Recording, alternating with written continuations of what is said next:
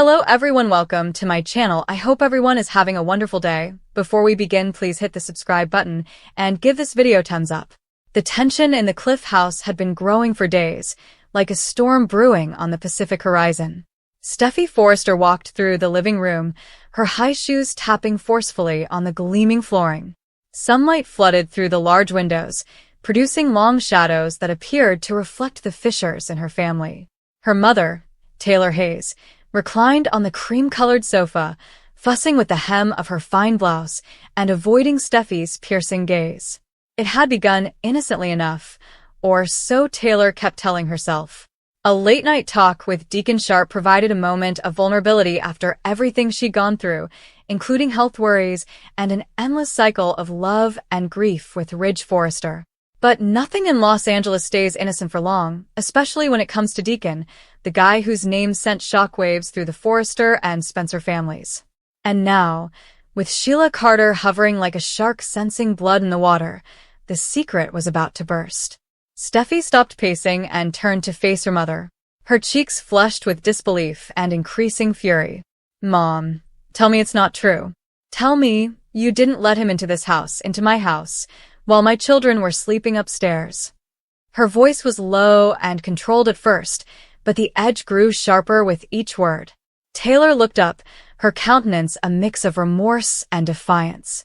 She had always been the one who sought redemption and believed in second chances, even for the most shattered souls. But this was different. "Steffi, it wasn't like that. We talked. That's all. Deacon has changed. He's trying to build something real with hope, and I just needed someone who understands what it's like to feel lost." "Lost," Steffi repeated, her laughter raspy and short. "You have a family. You have grandchildren who adore you. You have a career, helping people put their lives back together, and you're sneaking around with Deacon Sharp? The same man who married my grandmother, who caused chaos at every turn, whose wife is Sheila Carter. The woman who shot me, who tried to kill Finn, who has terrorized this family for years." Taylor slowly got up, her hands slightly trembling. She reached out to touch her daughter's arm, but Steffi jerked back. "I know the history, sweetheart. Better than anyone. But people can change. I've seen it in my practice every day. Deacon isn't the monster everyone paints him as. And last night, it was just comfort. Nothing more. Comfort." Steffi's voice resounded above the high ceilings. She could feel her blood boiling, the protective instincts that had characterized her life rushing ahead. As a mother, she had fought tooth and nail to protect her children from the darkness that pervaded their world. Sheila, deception, and treachery. And here was her own mother, welcoming it back under their roof. "You brought danger into our home. What if Sheila found out? What if the kids woke up and saw him? Do you even consider that?" The debate erupted swiftly, words flying like knives sharpened by years of unresolved sorrow. Taylor defended her decisions, noting her loneliness following Ridge's latest waffling between her and Brooke Logan. She spoke of forgiveness and the human need for connection, portraying Deacon as a misunderstood soul seeking redemption, just as she had after her own sins. Steffi responded with cold logic and flaming emotion, reminding her mother of every scar the family bore, Deacon's role in the drama surrounding Hope's existence, the disrupted marriages, and the lies told. "You always do this, Mom," Steffi stated, her eyes hardening. "You preach therapy and healing to everyone else, but when it comes to your own heart, you chase the same toxic patterns. Ridge, now Deacon? When will it stop?" Taylor's shields crumbled, tears welling up in her eyes. "I'm not perfect, Steffi. None of us are. I've spent my life trying to be better, to help this family heal from all the wounds. But I'm human too. I made a mistake coming here last night, but it doesn't define me." "A mistake?" Steffi raised her eyebrows. The space felt smaller, and the air was thicker.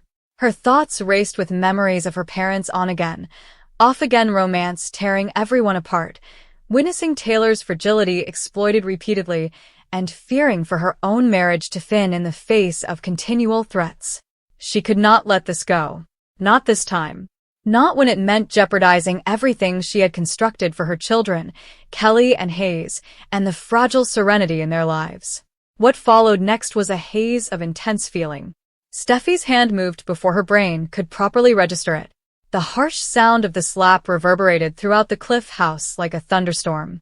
Taylor's head snapped to the side, and her cheeks instantly became scarlet from the contact. She gasped, bringing one hand up to touch the stinging skin, her eyes wide with astonishment and pain. For a moment, stillness hovered between them. Steffi stood there, breathing heavily, her palm tingling from the contact. She had never raised her hand to her mother before. Not in this manner. Regret flickered briefly in her chest, but it was overshadowed by the overwhelming desire to defend what was most important. Taylor glanced back, tears streaming down her cheeks, mixed with the redness from the slap. When Steffi spoke, her voice was firm and ice-cold, each syllable deliberate and definitive. She leaned in slightly, locked eyes with her mother, and said 6 words that cut more than any physical blow. "You are dead to me now, Mother." The phrase fell like a bomb. Taylor recoiled, as if hit again, her breath seizing in her throat. These words, simple, direct, and devastating, carried the weight of every betrayal, disappointment, and moment Taylor chose chaos over security. In the society of the Foresters, where love was a battlefield and devotion was everything, being branded dead by your own kid was a greater punishment than banishment. "How can you say that?" Taylor asked quietly, her voice breaking. She sank back into the sofa, her exquisite demeanor shattered. "I'm your mother. I carried you. I fought for you. I came back from the brink for this family more times than I can count." Steffi didn't look at her. Her face remained stony, but inside, a tempest of contradictory emotions raged. Part of her wanted to take it back, to hug her mother and pretend nothing had happened. But her defender, the woman who had survived massacres, kidnappings, and endless manipulations, understood she couldn't afford to be weak. "You've crossed a line that can't be uncrossed. Bringing Deacon here, risking everything we've fought to rebuild after Sheila's attacks, after Finn's trauma, after everything. I won't let you drag my children into that world.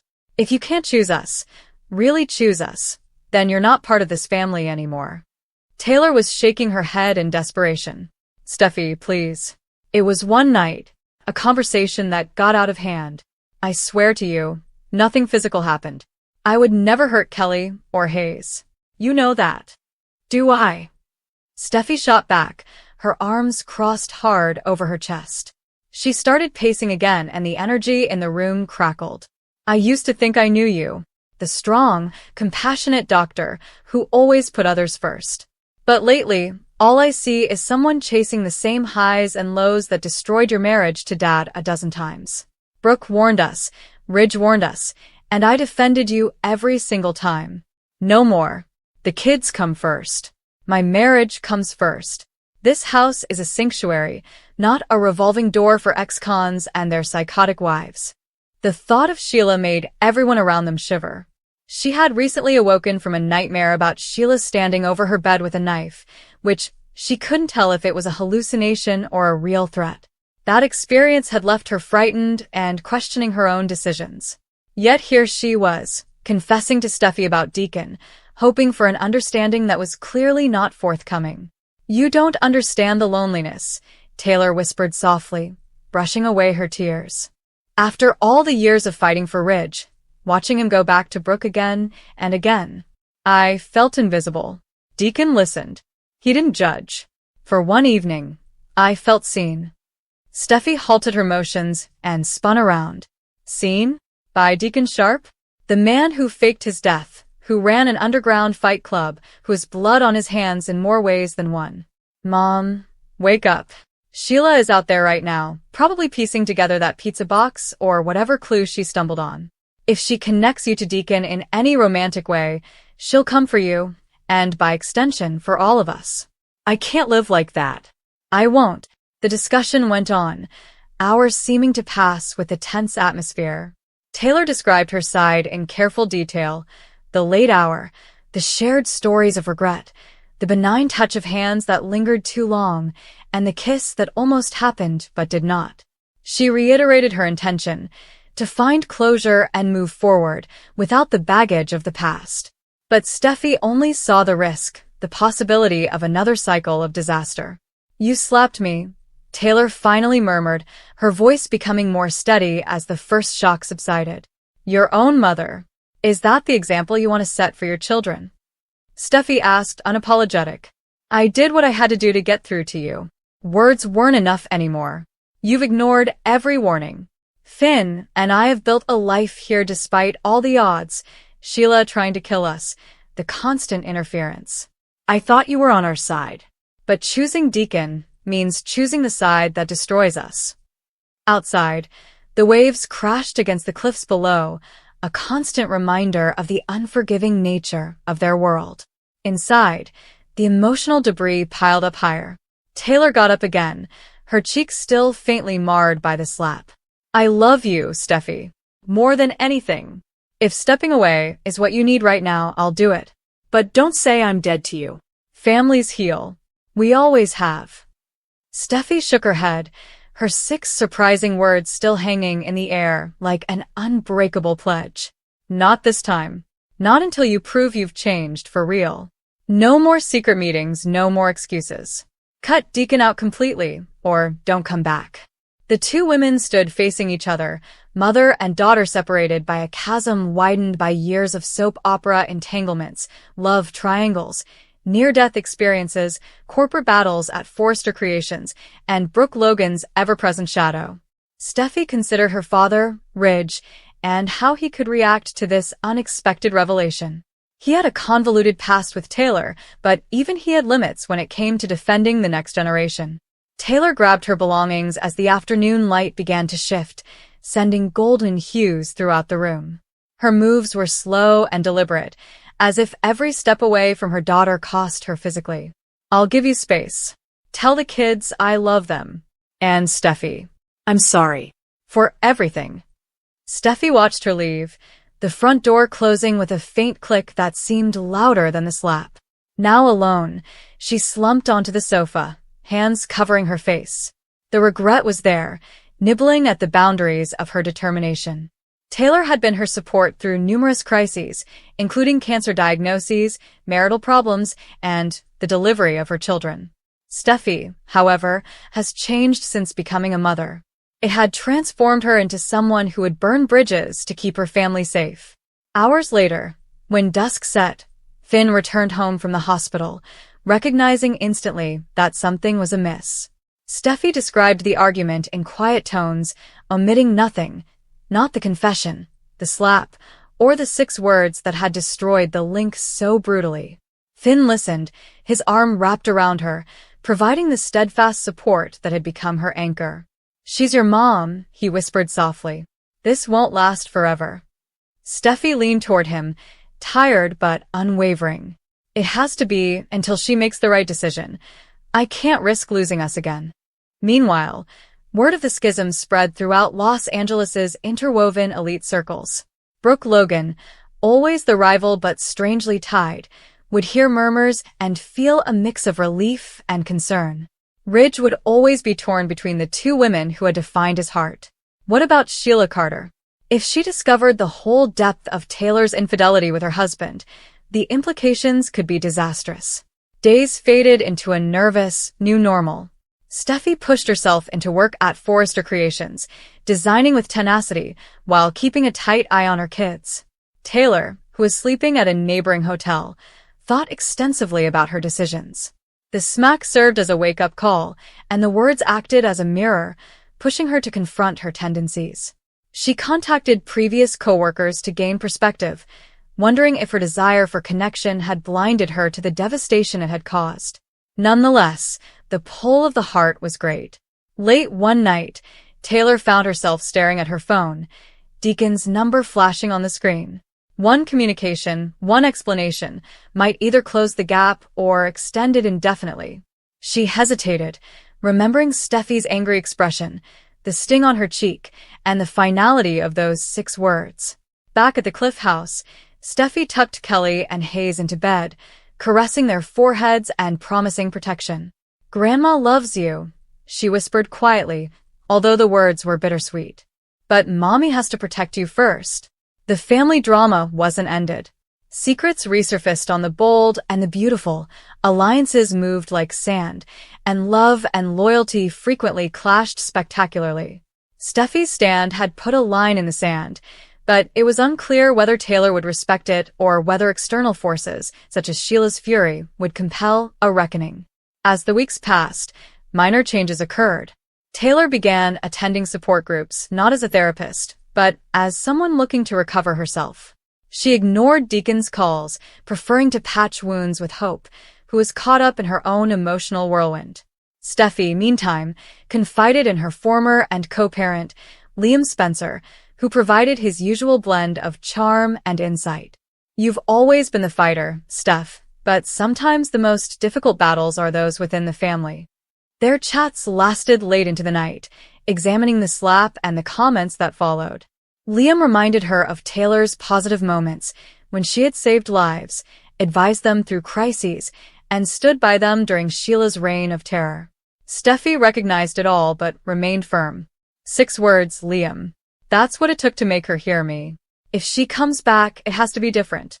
The ripple effects affected everyone. Meetings at Forrester became tense as Ridge sensed tension between his daughter and ex-wife. Brooke, who had her own history of slaps and fights, provided unexpected advice after a chance encounter. Family isn't easy, Steffi. I've been on both sides of that line. Just don't let pride keep you from forgiveness when the time comes. Steffi appreciated the remarks but wasn't ready. The slap had been impulsive, the result of fear and love entwined so closely that they were indistinguishable. The 6 frightening words, "You are dead to me now, mother," had served as a shield, a proclamation designed to maintain limits in a society where boundaries were always being tested. In quiet moments, Steffi replayed the scenario in her thoughts. Taylor's eyes widened, followed by stillness, as her mother's shoulders dropped in defeat. It haunted her, but so did the alternative. Another betrayal, another threat to the life she had fought so hard to save. Taylor, for her part, penned letters she never sent, filled with apologies and explanations. She went to the beach alone, letting the salt air clear her mind, wondering whether her quest for connection had lost her the most essential one of all. The route to reconciliation would be long, with therapy sessions, family interventions, and possibly a dramatic intervention from unexpected allies. Despite the sorrow, glimmers of optimism emerged. A shared memory of Steffi's youth, a snapshot of Taylor's grandchildren, and an unmistakable link that no single confrontation could completely break. In soap opera fashion, crises frequently result in breakthroughs, and this one was no exception. As the story progressed through these characters' glossy but troubled lives, one thing became clear. Love in Los Angeles came with conditions, and Steffi's stand redefined them in the most shocking way possible. The smack and those 6 words were not the end, but rather a painful new beginning, requiring everyone to confront what family truly meant when life, love, and legacy were at stake. The atmosphere felt tense, with each second extending longer than the last as emotions spiraled out of control. Steffi remained still at first, her eyes flaming with amazement and pain, while Taylor attempted to explain herself, her voice shaking with shame and desperation. But the words were insufficient this time. They couldn't change the course of events that had already begun. Steffi's chest rose and fell quickly, her patience fraying as years of repressed sorrow burst to the surface. She had defended her mother for so long, standing by her side through every mistake and consequence, but this was a line she never expected Taylor to cross. The treachery stung worse than anything before, and it was evident in the way her hands shook. Taylor came forward, as if she could repair everything with a single touch. "Steffi, please just listen," she implored, but the appeal made matters worse. Steffi recoiled, her countenance tightening as tears filled her eyes. Steffi's hand slapped Taylor across the face before she could finish speaking. The harsh ban echoed across the room, leaving both of them astonished and silent. Taylor staggered back slightly, grasping her cheek, her eyes wide with surprise. She had never seen her daughter like this before, raw, furious, and absolutely broken. For a period, neither of them spoke. The air was dense with everything left unsaid, and every wound reopened in an instant.